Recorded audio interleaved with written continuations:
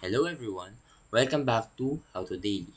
In today's video, I will show you how to set up the Webull Paper Trade Simulator, a great tool for practicing trading without risking real money. So now let's get started. First, you will need to open the Webull app or website and log into your account.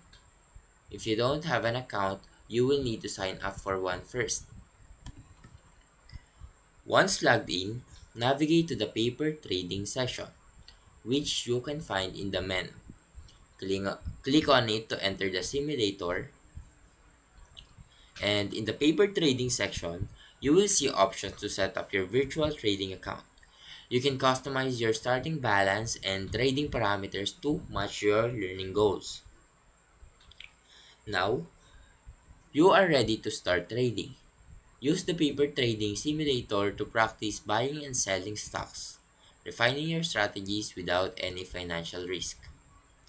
And that's how you set up the Webull Paper Trade Simulator. Now, if you found this video helpful, please leave a like and subscribe.